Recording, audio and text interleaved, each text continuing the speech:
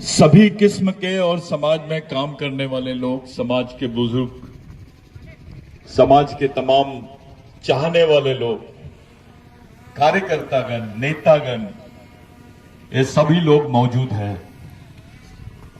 मैं आप लोगों से विनती करता हूं कि हमारे बीच में वरिष्ठ कार्यकर्ता है, विधायक है और जितने भी एक्टिव कार्यकर्ता या नेतागण है, समाज के बुजुर्ग है, हमारी माताएं बहनें हैं, मिशन की तरफ से सब लोग उनके लिए जोरदार तालियां बजाइए आप लोग।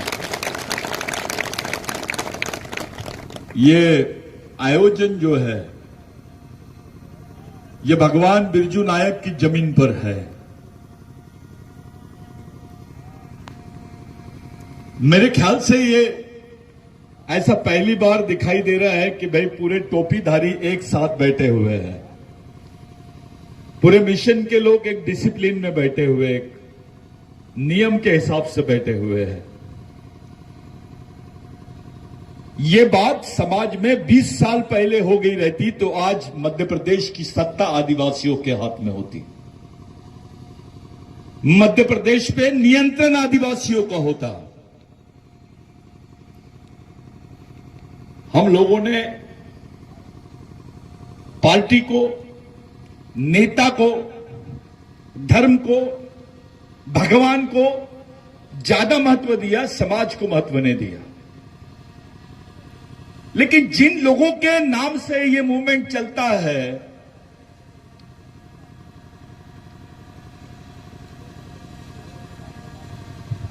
जिन क्रांतिकारी महामानव भगवानों के विचारों से यह मूवमेंट चलता है, वो क्रांतिकारियों ने क्या किया? उनकी नजर में भगवान से भी बड़ा अगर कोई शब्द है तो वो है समाज। उन्होंने धर्म से बड़ा समाज को समझा है, व्यक्ति से बड़ा समाज को समझा है और भगवान से भी बड़ा समाज को समझा है। इसलिए ये लोगों ने अपनी जान निछावर कर दी समाज के ऊपर। अब बताइए मेरे को, समाज के लिए मरने वाले लोग बड़े हैं या समाज का नाम लेके जीने वाले लोग बड़े हैं? ये जो समाज दिखाई दे रहा है आपको आज, ये इन्हीं लोगों के भरोसे है, इन्हीं महामानव क्रांतिकारियों के भरोसे ये समाज जिंदा है। नहीं तो इसको निपटाने में पूरे लोग लगे हुए हैं देश के, जिनके हाथ में सत्ता है इस देश की, जिनके पास देश का सबसे बड़ा संगठन है, आरएसएस है उनके पास। वो लोग आदिवासियों को खत्म करना चाहते हैं, वो आदिवासी समाज की मान्यता को ही रद्द करना चाहते हैं इस देश में। आपकी मालकियत, आपकी आदिवासियत को ही नकारते हैं वो लोग। ऐसा क्यों? आखिर ऐसा क्यों चल रहा है इस देश में? वो एकाध परम पूज्य पंडित होता है जो जेल में काट रहा है, उसको वो लोग परम पूज्य पंडित बोलते हैं।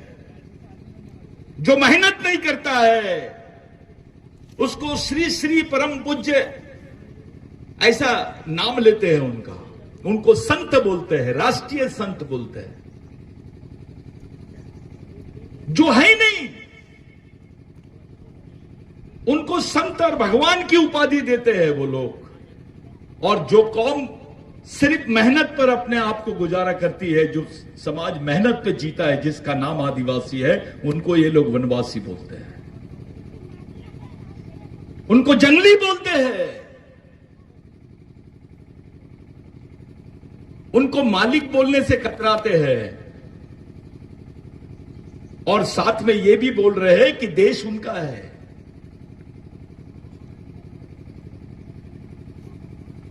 जो जेल में बैठे हैं उनको परम पूज्य संत, महात्मा, राष्ट्रीय संत बोलते हैं। और जो आदिवासी है, जिसके बदौलत ये देश है, जिसकी मालकियत इस देश पर है, जिसके जल जमीन जंगल पर अधिकार है, उस व्यक्ति को ये लोग वनवासी जंगली बोलते हैं। इनका दोहरा मापदंड देख लीजिए आप। जो जेल में है वो श्री श्री है, जो मेहनत करता है वो वनवासी है। ये मानवतावादी सोच नहीं है। आखिर ये मूवमेंट चलाने की जरूरत क्यों पड़ रही है? ये मूवमेंट कोई मेरे दिमाग की उपज नहीं है। ये मूवमेंट इन्हीं की देन है। शायद किसी को मालूम नहीं, भगवान टंटा भील के पास में 65,000 लोगों की सेना थी। ये मैं नहीं बोल रहा हूं, ब्रिटिश गवर्नमेंट बोलती है। और जब उस पर एक्शन हुआ, उस दौरान क्रिमिनल ट्राइबल के नाम पर करीब 55,000 लोगों को मध्य भारत में मारा गया। वो कोई और नहीं थे, भगवान टंटा भील के सैनिक थे। ये मामूली बात नहीं है, ये इतिहास दबाया गया है हमको। पहले जब मिशन ने इस विषय को हाथ नहीं लगाया था, तो भगवान टंटा भील को कुछ लोग डकैत बोलते थे। अपने समाज के भी कुछ नालायक लोग उसमें मौजूद हैं। उसको डकैत बोलते थे, चोर बोलते थे, डाकू बोलते थे। लेकिन जब से मिशन ने इसको अपने हाथ में लिया और इसकी वैचारिक सच्चाई सामने लाई, आज पूरे मध्य प्रदेश में ही नहीं, भील प्रदेश में ही नहीं, पूरे देश में भगवान टंटा भील के नाम से जाने जाते हैं। भगवान कहा जाता है उनको। मैं एक अच्छी बात आपको सुनाता हूं। कुछ लोग पूछते हैं ये मिशन ने क्या किया? आप तो भगवान टंटा भील का शहीद दिन आज मना रहे हैं हम लोग। ईरान में, अफ्रीका में, नाइजीरिया में, श्रीलंका में और नेपाल में 4 तारीख को ही उन्होंने भगवान टंटा भील का शहीद दिवस मनाया, वहां के आदिवासियों ने। यह उपलब्धि है। अब भगवान टंटा भील कोई राष्ट्रीय नेता नहीं रह गए, राष्ट्रीय प्रेरणा नहीं रह गए, वो अंतरराष्ट्रीय प्रेरणा बन गए। पूरे विश्व के आदिवासी आज भगवान टंटा भील की तरफ देख रहे हैं। यानी ये जो भील वंश के आदिवासी है, पूरे विश्व के आदिवासी आपसे प्रेरित हो रहे हैं आज। अगर वो भगवान टंटा भील को मानते हैं तो फिर आप आबा बाबा के चक्कर में कैसे फंसे हो? आप ये अंडे पंडों के चक्कर में कैसे फंसे हो? विश्व के लोग मान रहे भगवान टंटा भील को, आप क्यों नहीं मान रहे हो? आप क्यों नहीं उनके विचारों को लेके काम कर रहे हो? क्या आप अमेरिका के आदिवासी से ज्यादा विकसित है? आप बाकी देशों के आदिवासियों से ज्यादा विकसित है?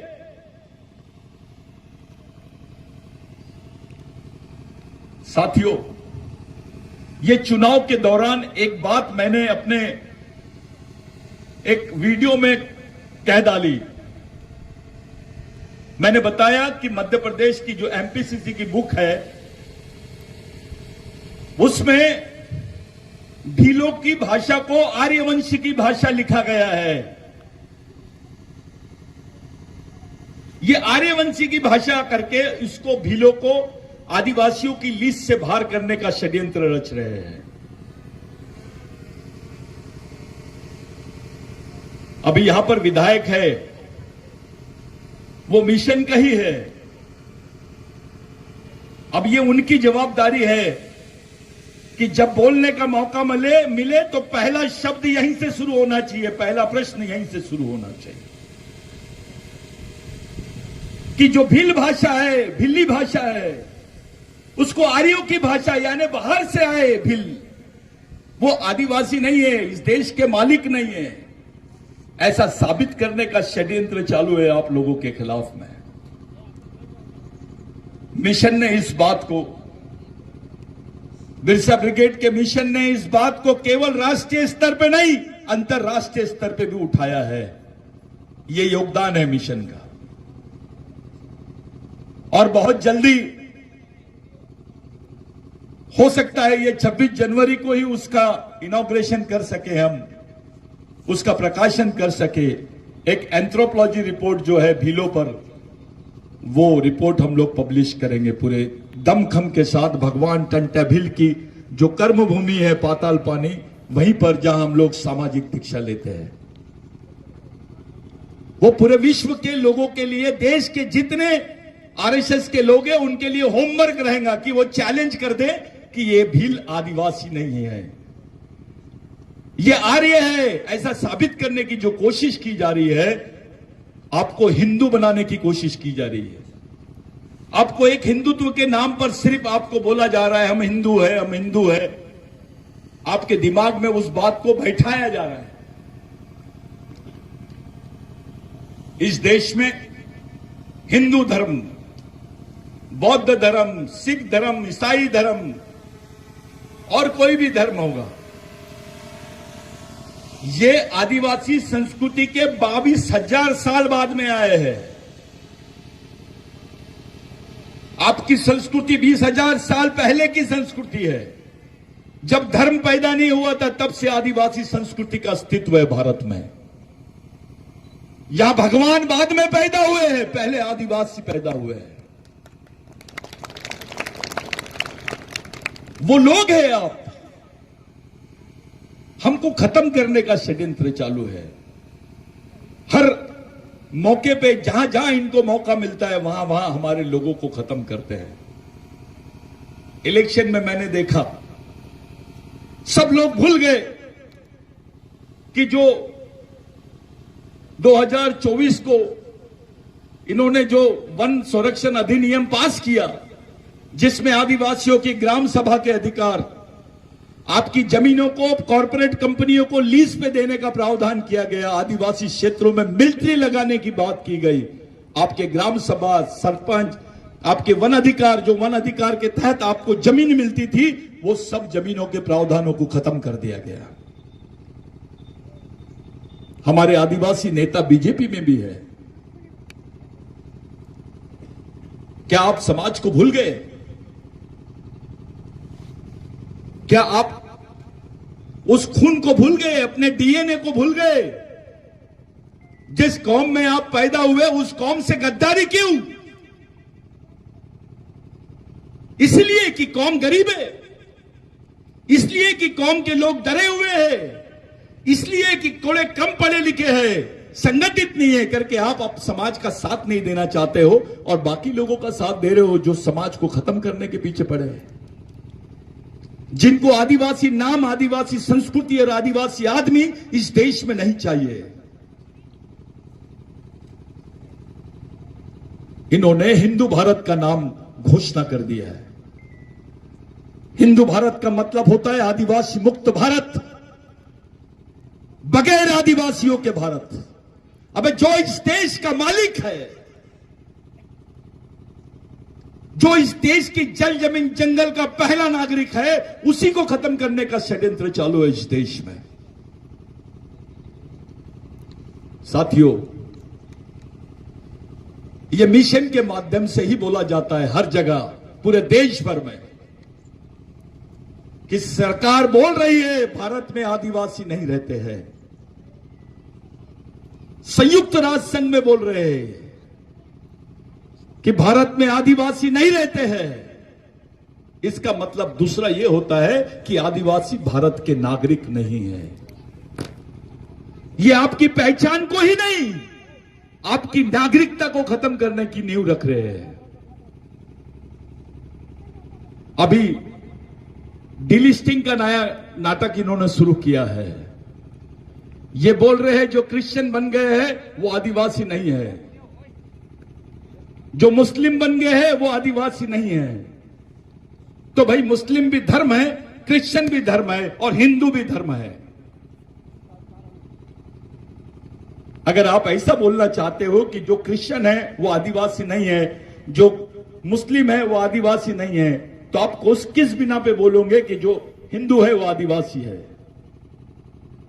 क्योंकि आदिवासियों की संस्कृति तो बहुत अलग है। हां, यह बात सही है कि कुछ हिंदू भगवानों को आदिवासी मानता है, आदिवासी मुस्लिम पीरों को भी मानता है, आदिवासी क्रिश्चियनों के कोई चर्च दिखे उसको भी नमस्ते कर लेता है, उसको उससे कोई प्रॉब्लम नहीं है, सबका सम्मान करता है। हमारे बुजुर्गों को मालूम भी नहीं था, पढ़ना लिखना नहीं आता था, स्कूलों में जाते थे, उनके आगे हिंदू लिख देते।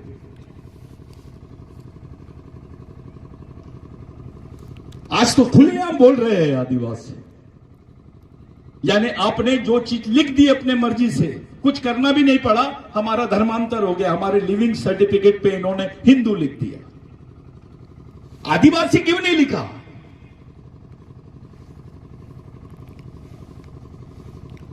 ये षड्यंत्र को समझने की जरूरत है। जो बच्चे आज बैठे हैं, कल इनका भविष्य है। समाज की एक मजबूत नींव खड़ी होनी चाहिए। हमको समाज में नेता नहीं होना, समाज का नौकर होना, जो समाज के लिए रात दिन काम कर सके, समाज का सैनिक होना, जो समाज के लिए मर सके, लड़ सके, तब जाके ये समाज बच सकता है। क्या हालत है? इलेक्शन में मुद्दे बन गए थे, कुछ लोग बोल रहे थे कि भाई आदिवासियों पे पेशाब कर दिए, कुछ लोग बोल रहे थे आदिवासियों को पेशाब पिलाया गया, कुछ लोग बोल रहे थे आदिवासियों को नंगा करके घुमाया गया। क्या असर हुआ इन मुद्दों का? मजाक उड़ाया गया हमारा। जब यह बात सामने आई तो इलेक्शन में इन सब चीजों का मजाक उड़ाया गया, अपने ही लोगों ने उड़ाया। उनको लग रहा था यह राजनीतिक मुद्दा है। चलो इलेक्शन खत्म हो गए, अब बताइए ये मुद्दा कौन सा है? इस देश में किसी और समाज की महिलाओं को सड़क पे नंगा नहीं घुमाया जाता जो आदिवासी महिलाओं को घुमाया जाता है। उसमें मेरी मां, आपकी बहन, आपकी मां भी हो सकती है। पार्टी कैसे बड़ी हो गई समाज से? नेता कैसे बड़ा हो गया इस समाज से? अरे हमारे क्रांतिकारी भगवान टंटा भील ने बोला था, आखिरी समय जब उनको फांसी देने की बात हो रही थी तो उनसे पूछा गया कि आप किनको मिलना चाहते हो? तो उन्होंने बोला मैं अपने भगवानों से मिलना चाहता हूं। तो लोगों ने पूछा भाई भगवान कहां हैं? आपकी मां है, आपके परिवार के लोग हैं, जो भी है वो लोग मिलेंगे क्या? आप उनको देखना चाहते हो क्या? तो भगवान टंटा भील ने बोला नहीं, मैं मेरे समाज को देखना चाहता हूं, जिनके लिए मैं जिया हूं और जिनके लिए मैं मरने जा रहा हूं। उस वक्त भगवान टंटा भील को एक अंग्रेज अफसर ने बोला आप मरने वाले हो, भगवान का नाम ले लो। उन्होंने बोला नहीं, मैं भगवान से भी बड़ा मानता हूं अपने समाज को। बताइए ऐसा कौन सा आदमी हो सकता है जो ये भाषा इस्तेमाल करता है? इसके रिकॉर्ड है। कुछ लोग आदिवासियों पे उंगली दिखाने के लिए बदनाम करने का षड्यंत्र रच रहे हैं। बताइए ऐसा कौन सा आदमी है जो फांसी के तख्ते पर भी बोलता है मैं अपने समाज को देखना चाहता हूं, मैं इनको अपने भगवान से भी ज्यादा बड़ा मानता हूं। है चलो कोई है तो चलो हम सब चलते उसके पास।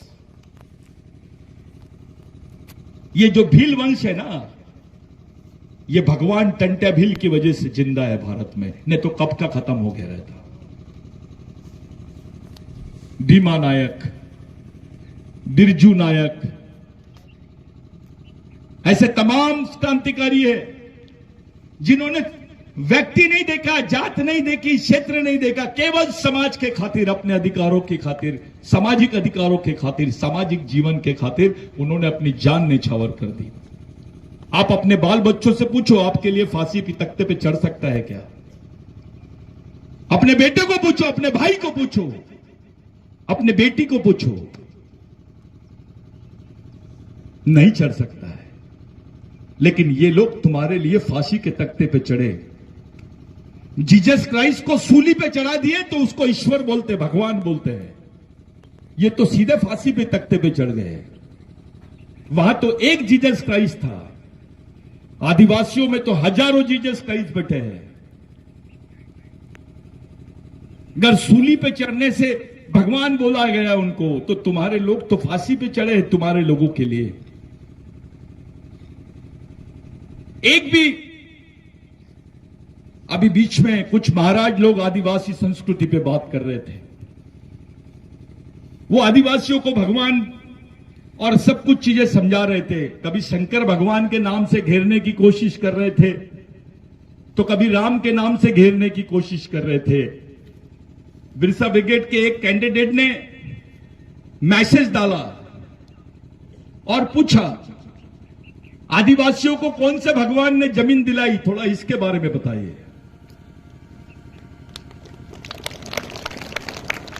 तो महाराज ने प्रेस कॉन्फ्रेंस छोड़ दिया और पीछे के दरवाजे से सीधे चले गए घर, क्योंकि सच्चाई है। जिसको ऐसा गर्व है कि मेरे पास 50 एकड़ जमीन है, मेरे पास पैसा है, नौकरी है, तो किसने दिया? तेरे को नौकरी किसकी वजह से मिली है? तेरे को जमीन किसकी वजह से मिली है? तेरे पास पैसा कहां से आया है? तो जा पहले रिकॉर्ड निकाल और देख। पढ़ लिख लिया है, अब तो ढूंढ भी सकता है तू कि तेरे हिस्से में जमीन कहां से आई। अगर भगवान टंट्या भील नहीं होता तो तेरे हिस्से में जमीन होती क्या? भगवान टंट्या भील ने हेरिडिटरी एक्ट क्रिमिनल ट्राइबल को रद्द नहीं कराया होता खुद की अरेस्टिंग करने की शर्त पर। भगवान टंट्या भील ने बोला रेंगा कोरकू को, भगवान रेंगा कोरकू को, कि अगर अपने समाज के लोगों को ये लोग गुनहगार बोलते हैं और सरकारी दफ्तरों में नौकरी नहीं दे रहे हैं, तो इनको बोल दो कि आदिवासियों को पुलिस में भर्ती कर दो अगर टंट्या भील को पकड़ना है तो। खुद की गिरफ्तारी करने पर, उस खुद की मौत के बदले तुम्हारे लिए नौकरी मांगा है उस शख्स ने जिसका नाम है भगवान टंट्या भील।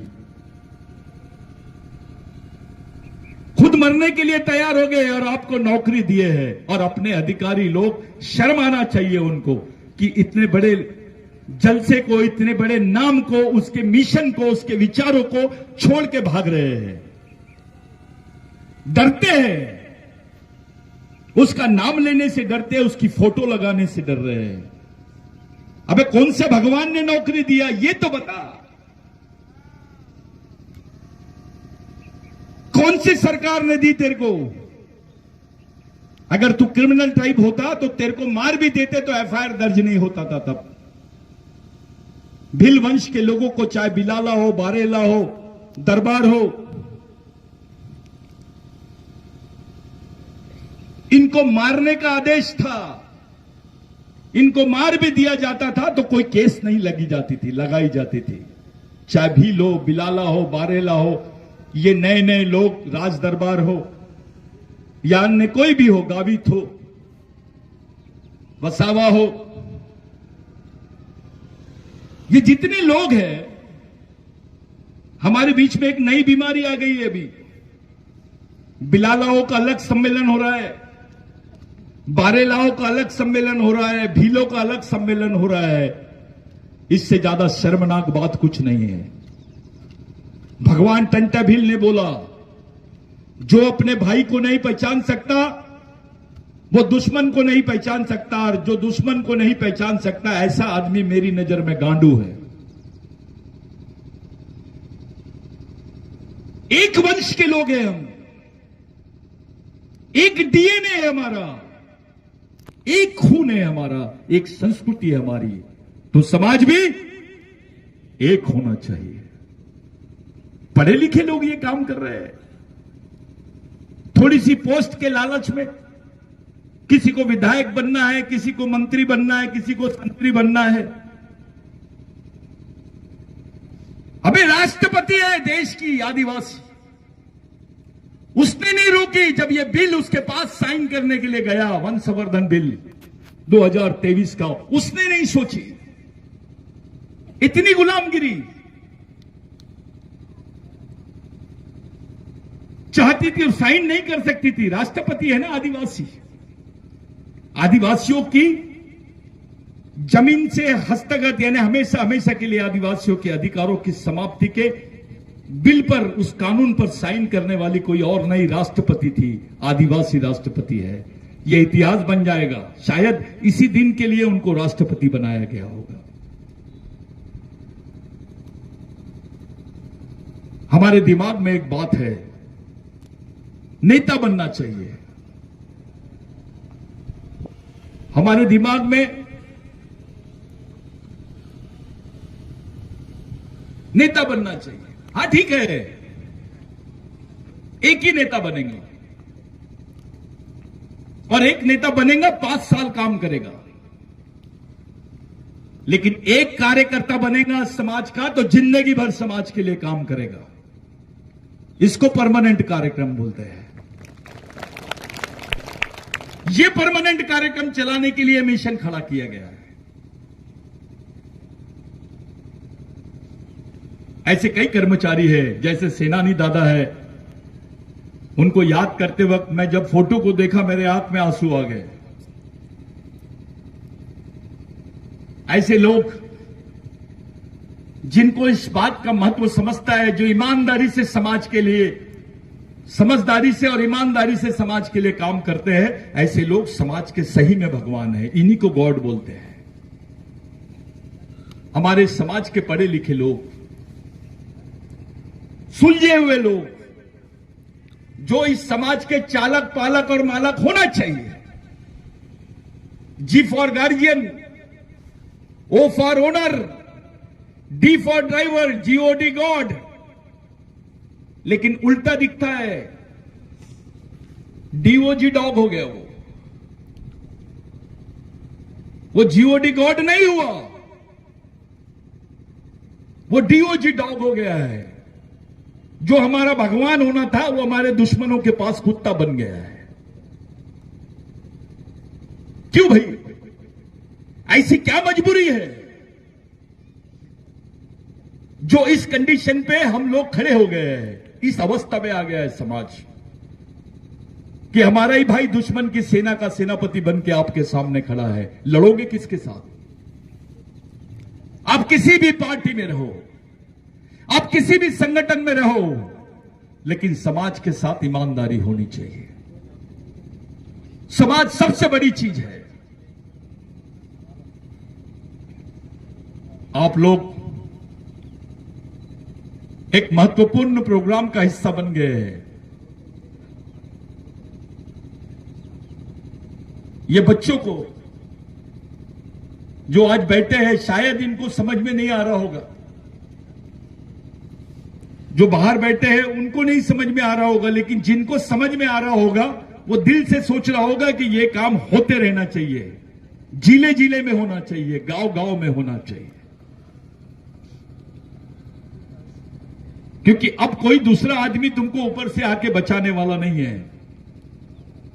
अब टंटा भील बचा नहीं सकता हमको, बिरसा मुंडा बचा नहीं सकता, वो आएंगे नहीं। लेकिन उनकी विचारधारा है जो हमको बचा सकती है, उनका सिद्धांत है जो हमको बचा सकता है। वो मर के भी हमारे बीच में जिंदा है, क्योंकि वो शहीद है।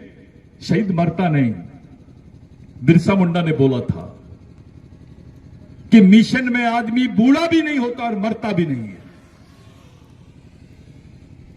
ऐसे कई कार्यकर्ता हमारे बीच में आए हैं जिनकी उम्र काफी है। कुछ लोग 70 साल के हो जाते हैं तो भगवान के मंदिर में भजन करते हैं, लेकिन ये 70 साल के होने के बावजूद भी समाज के बीच में जा जाके काम करते हैं। मैंने देखा हो, इनके लिए तालियां बजाओ। ये सच्चाई करने वाले लोग।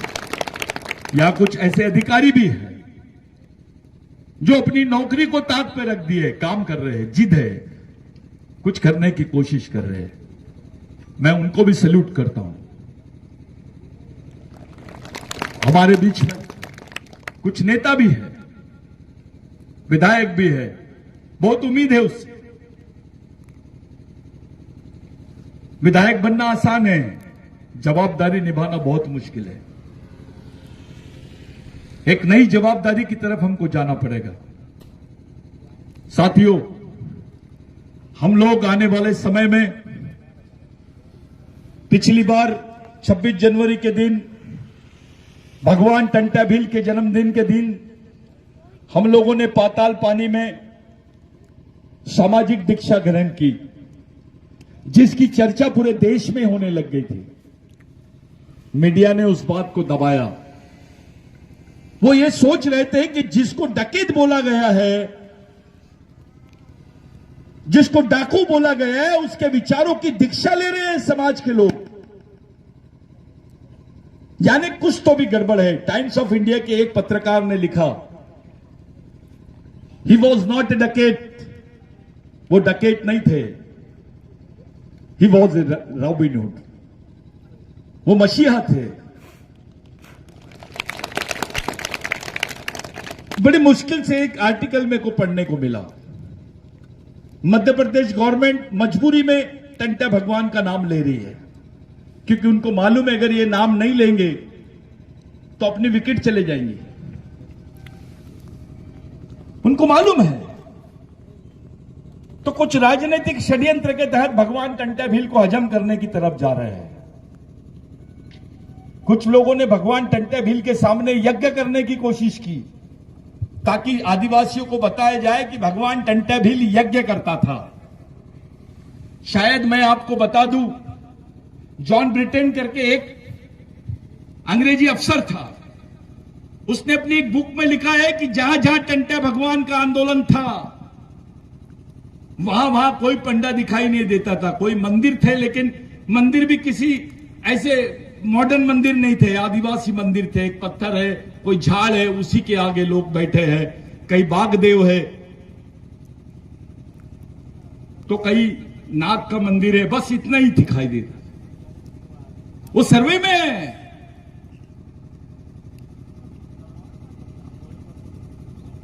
एक रिपोर्ट और आई, मैं आपको शेयर करूंगा व्हाट्सएप पे, कि जो फेस सर्जरी होती है, आप लोग जानते हो, अपने चेहरे की भी सर्जरी होती है।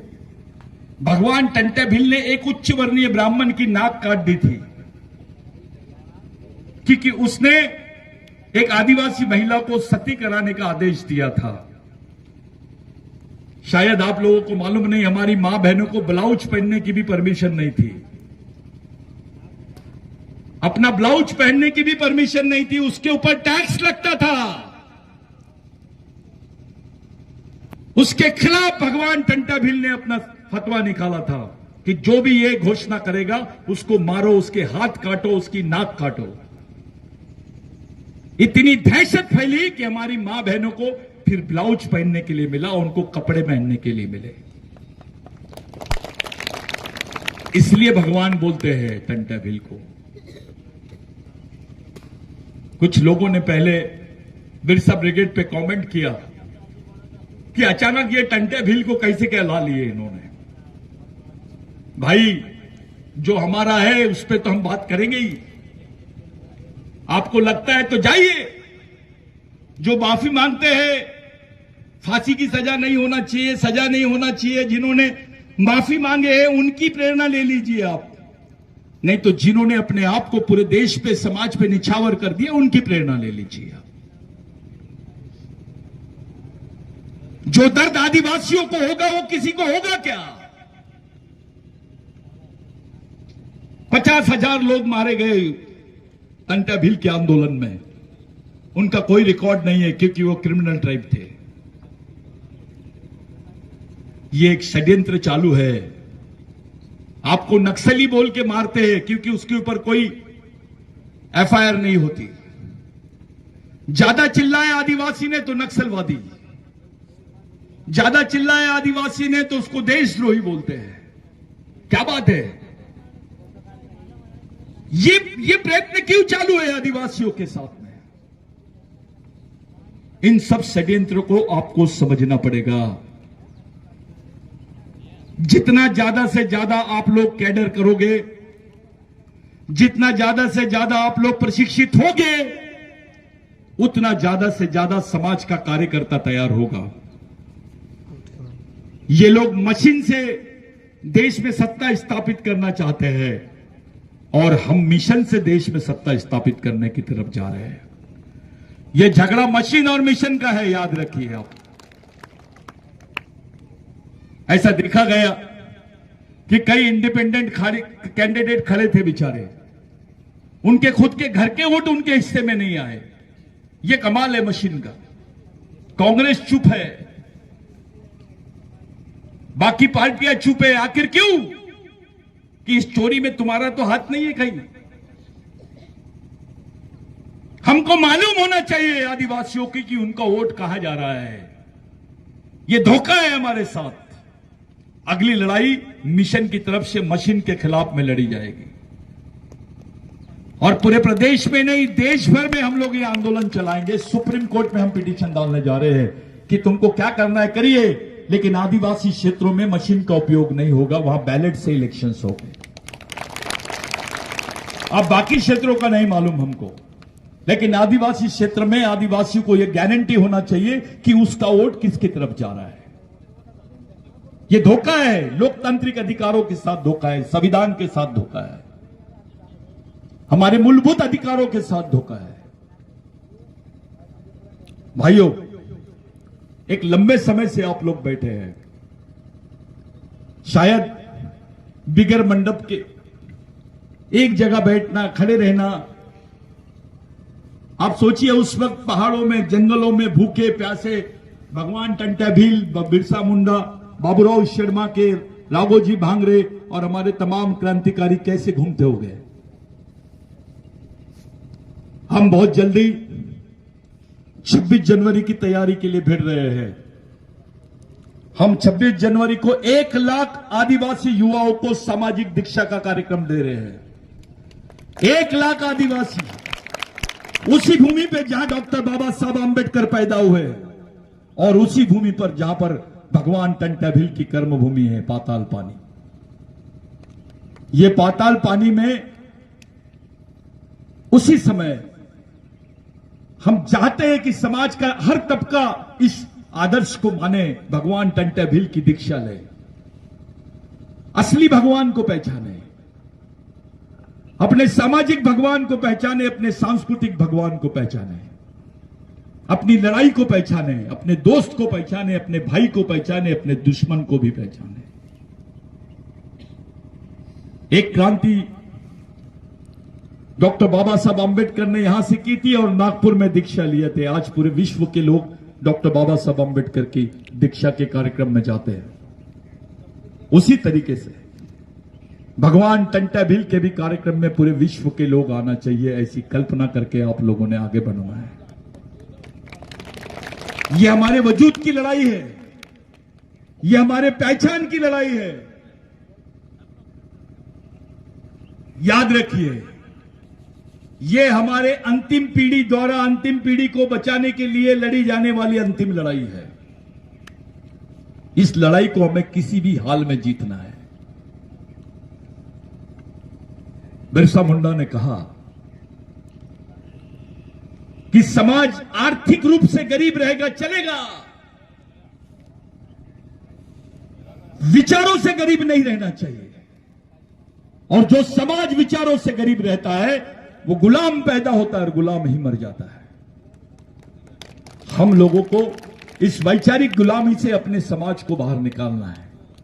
वो किसी भी पार्टी में हो, किसी भी संगठन में हो, जाओ उसके घर में जाओ, मिलो, बात करो, समझाओ, हाथ जोड़ो, उसके दिमाग में डालो कि सच्चाई ये है बेटा, इसको लेके चलो।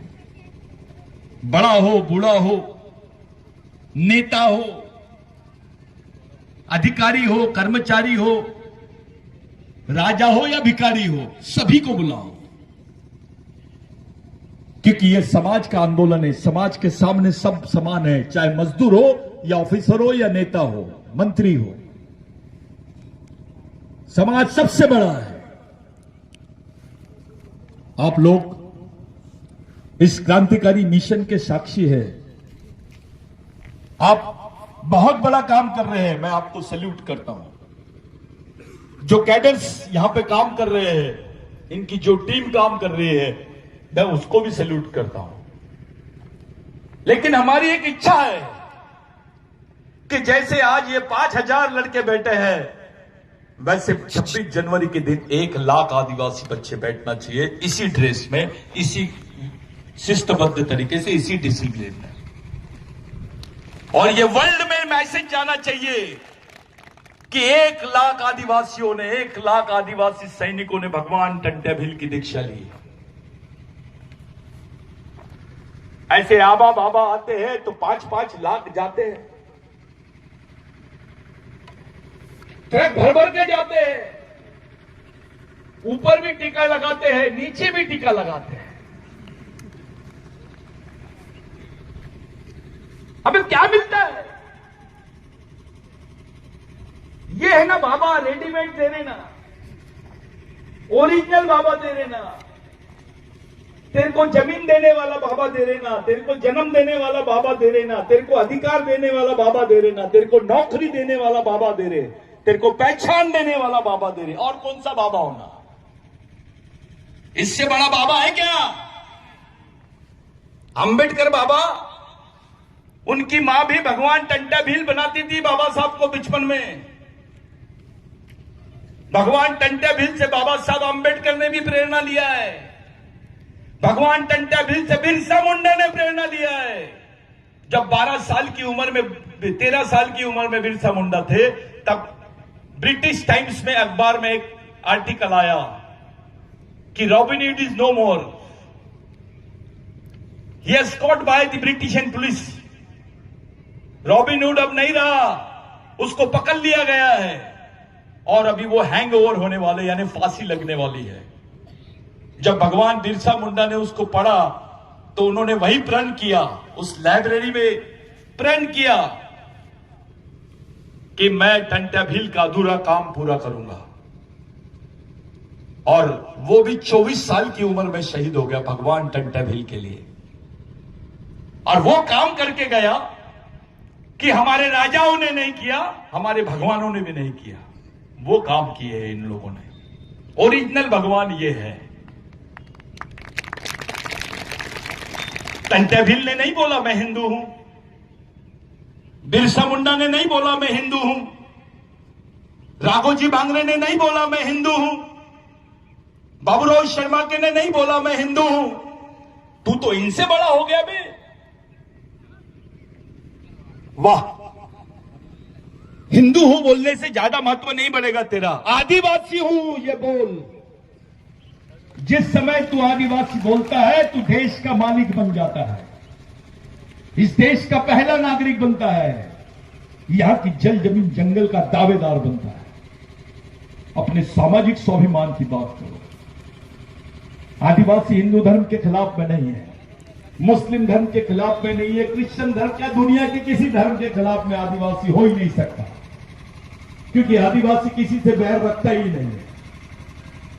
लेकिन जहां हमको अपमानित करने की बात आती है, जहां हमको परिभाषित करने की बात आती है, तो इस देश में षड्यंत्र चलता है। साथियों, जाते जाते एक बात आपके कान में डाल के जाना चाहता हूं।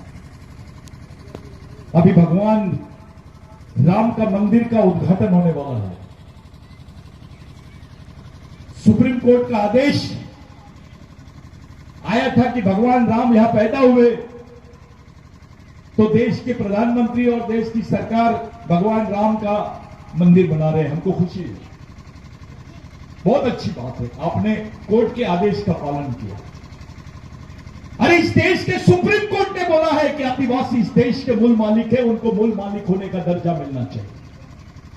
और इस देश की सरकार और प्रत्येक नागरिक का कर्तव्य है कि आदिवासियों को उनके प्रथम नागरिक होने का सम्मान देना ही चाहिए।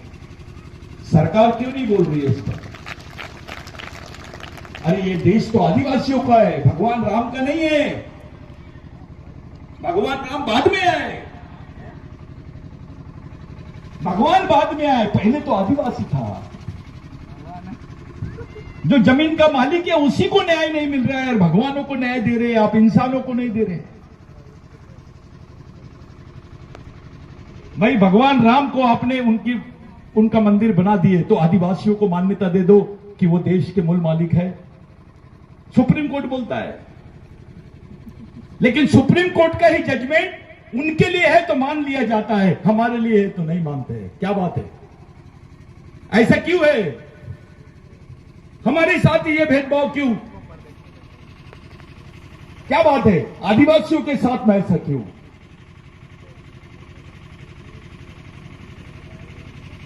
ये सरकार ना बैकलॉग निकालती है, ना बाकी सब चीजें। मैं पेपर में पढ़ा कि लाडली बहना के नाम पर यह सरकार आई है। ऐसा आप लोगों ने भी पढ़ा होगा कि ये जो सरकार आई है लाडली बहना के नाम पर आई है। लेकिन मैंने ये सुना है कि 1,25,000 आदिवासी लड़कियां प्रदेश से गायब है।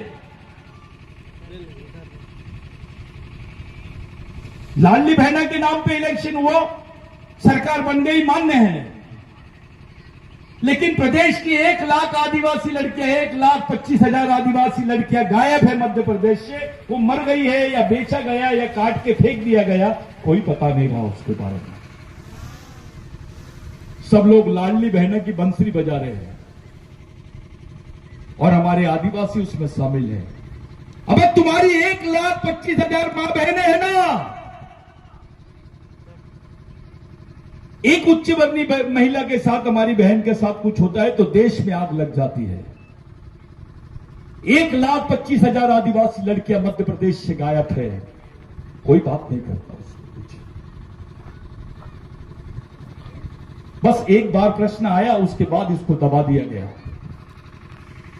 क्या कर रहे हैं हमारे नेता? आप लोग बोल रहे थे नेता बनाओ, वो तो मुंह भी नहीं खोलते वहां पर, चुपचाप बैठे रहते बंदर के जैसे। बुरा नहीं सुनना, बुरा नहीं बोलना और बुरा नहीं देखना, मुख के बहरे जैसी स्थिति है। एक आदिवासी नेता ने पार्लियामेंट में कुछ नहीं बोला, एक आदिवासी नेता ने मध्य प्रदेश की विधानसभा में कुछ नहीं बोला। वो किसी भी पार्टी का रहे, मामला समाज का है। कुछ हीरो बनते हैं, बड़े संगठन का होने का दावा करते हैं। अबे किसने मना किया था तुमको वहां पर प्रश्न पूछने के लिए? क्यों तुमको बुरा नहीं लगा? 1,25,000 आदिवासी परिवार अपने बच्चियों को खोज रहा है कि वो मर गई है, जिंदा है, सरकार कुछ बोलने के लिए तैयार नहीं। ये बड़ा प्रश्न नहीं बना, लेकिन लाडली बहना का प्रश्न इतना बड़ा बन गया कि सब सरकार जीत के आ गई। 1,25,000 का प्रश्न बनता तो सरकार गिर जाती। आप लोग सामाजिक सब्जेक्ट पे, विषय पे बात करना सीखे, अपने सामाजिक विषयों पर चर्चा करें, अपने क्षेत्रों में शिविरों का आयोजन करें, अपने बच्चों को समझाए, अपने भाइयों को समझाए। विद्यार्थियों को एक बात ध्यान में रखनी चाहिए, आपके जीवन में 2 चीजें शामिल कर लो, एक है पढ़ना और दूसरा है लड़ना। अगर आप पढ़े और लड़े नहीं तो भी गए, लड़े और पढ़े नहीं तो भी गए। आपको पढ़ना और लड़ना दोनों साथ में रखना पड़ेगा अगर आप जिंदा रहना चाहते हो इस देश में, नहीं तो आपके लिए कुछ नहीं है। मध्य प्रदेश में हर एक घर के बाद दूसरा घर जो है आदिवासी का है, और वो आदिवासी कोई और नहीं, मजदूर है। और वो मजदूर नहीं है, मजबूर भी है। काम नहीं है तो भीख मांग रहे हैं आदिवासी। मैंने एक आंदोलन देखा हूं मध्य प्रदेश में, मेरे को बहुत शर्म आई। अभी महाराष्ट्र में भी हुआ वही आंदोलन आदिवासियों का। वो भीख मांगने का लाइसेंस मांग रहे थे। क्या मांग रहे थे?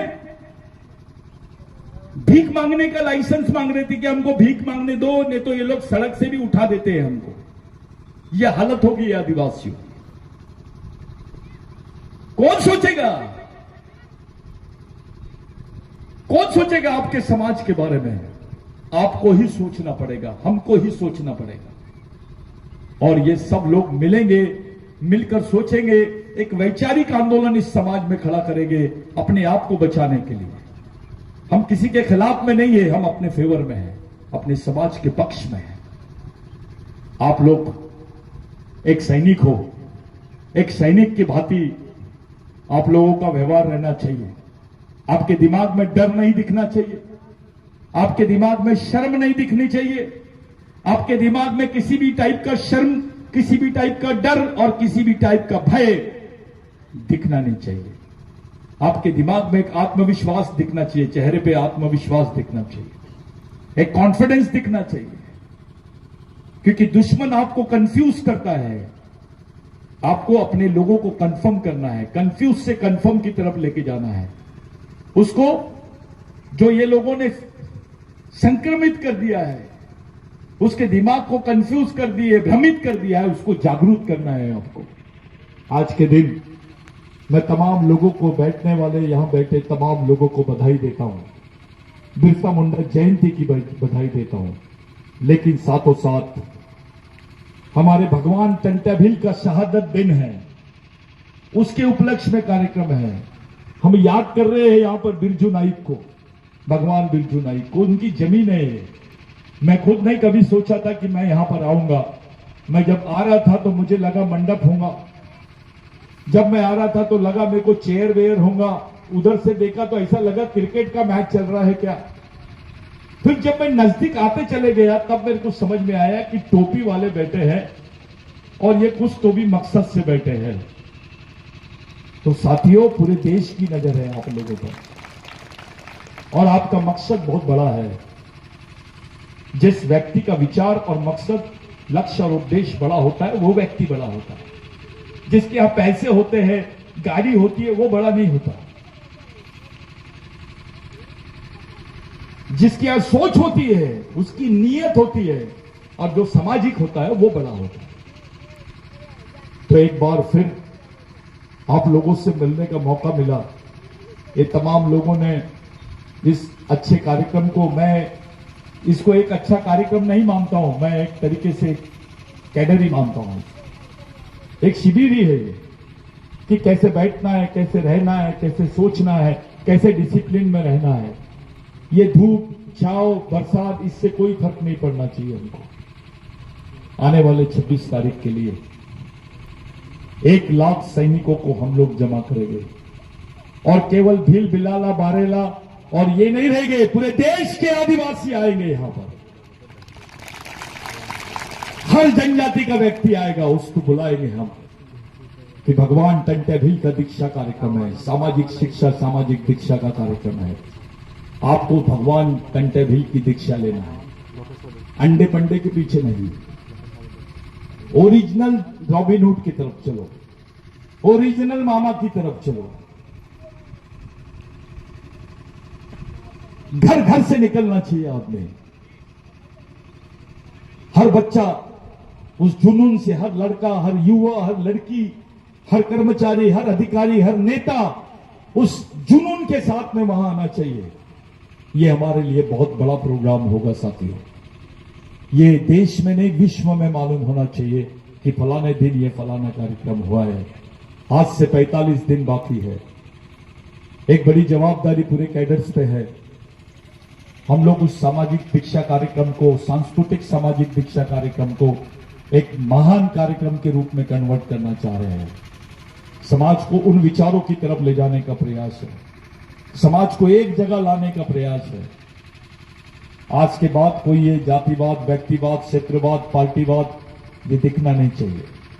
संगठनवाद, व्यक्तिवाद ये नहीं दिखना चाहिए। केवल समाज और समाजवाद दिखाई देना चाहिए।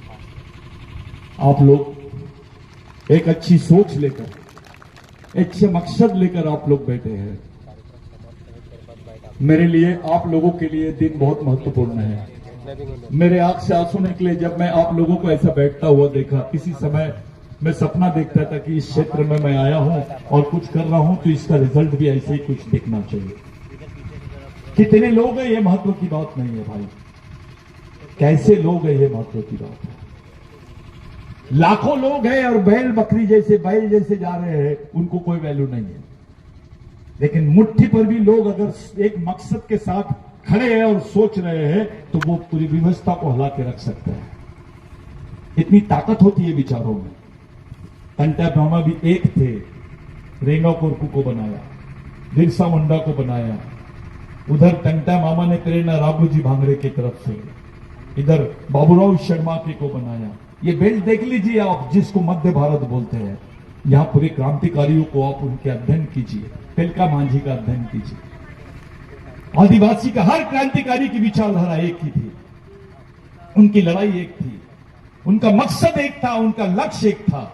इसलिए आपका भी मकसद एक होना चाहिए, लक्ष्य भी, मिशन भी और जीवन भी, लड़ाई भी। इसलिए समाज भी ये लाइन अपने को ध्यान में रखनी पड़ेगी। मैं पूरे मूवमेंट की तरफ से, बिरसा ब्रिगेड की तरफ से, बिरसा ब्रिगेड के जो वरिष्ठ कार्यकर्ता है, जो पर्दे के पीछे से मिशन को चलाते हैं, मैं उनको सल्यूट करता हूं। एक बार फिर जो यहां पर कार्यकर्ता लोग आए हैं, नेता आए हैं, हमारे विधायक है, वो कोरलाल जी करते हैं, हमारी टीम है, हमारे बुजुर्ग लोग हैं, युवा साथी है, जो इन लोगों के लिए, सबके लिए जोरदार आप लोग तालियां बजाइए। मेरे लिए एक बात आपको मैं पूरे सैनिकों को मेन 3 बातों पे अवगत कराना चाहता हूं। आप अपने आप को सैनिक समझे, अपने आप को समाज के लिए जवाबदार समझे, अपने आप को अपने परिवार के लिए जवाबदार समझे और अपने आप के लिए जवाबदार समझे। तभी आप में जवाबदारी आएगी। संपूर्ण जवाबदारी और संपूर्ण समझदारी के साथ आपको समाज में जीवन जीना है। साथियों, आपको देखकर समाज के लोग प्रेरित होना चाहिए। हर बुरे शौक को अपने आप से थोड़ा दूर रखने की कोशिश करो। शौक का आदी मत हो जाओ। अपने आप में कंट्रोल करने की कोशिश करो, नियंत्रण रखो अपने आप पर, अपनी सोच पर, अपनी दिनचर्या पर। अपने गांव में, हर गांव में भगवान टंटा भील, बिरसा मुंडा और इनके विचारों को लेकर शाखाएं शुरू कर दो, ब्रांचेस शुरू कर दो। 5 लोग हैं तो उनका भी शिविर लेना शुरू करो। आपको जितना समझता है उतना समझाने की कोशिश करो।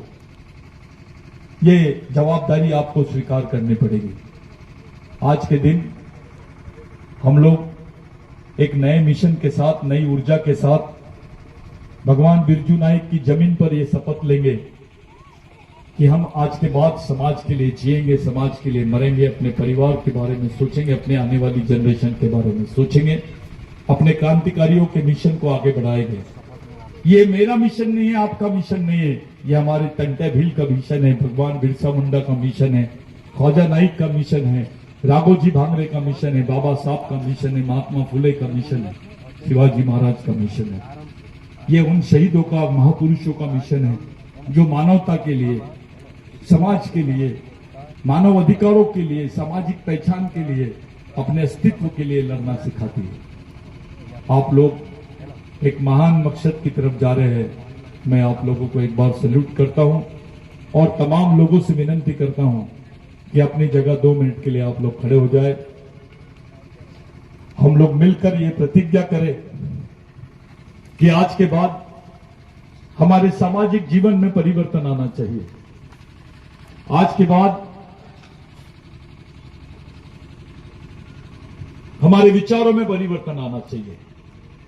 आज के बाद हमारी दिनचर्या में परिवर्तन आना चाहिए। हमसे दुश्मन भी सीख लेना चाहिए, उसको भी लगना चाहिए कि नहीं, मैंने भी इस मिशन में काम करना चाहिए। क्योंकि ये मिशन किसी व्यक्ति के, धर्म के, जाति के खिलाफ में नहीं है। ये अन्याय के खिलाफ में है, शोषण के खिलाफ में है, अमानवता के खिलाफ में है, गैर बराबरी के बराबर खिलाफ में है, विषमता के खिलाफ में है। साथियों, आपके लिए, मेरे लिए और तमाम लोगों के लिए, हाँ, तो हम सब मिलकर ये शपथ भगवान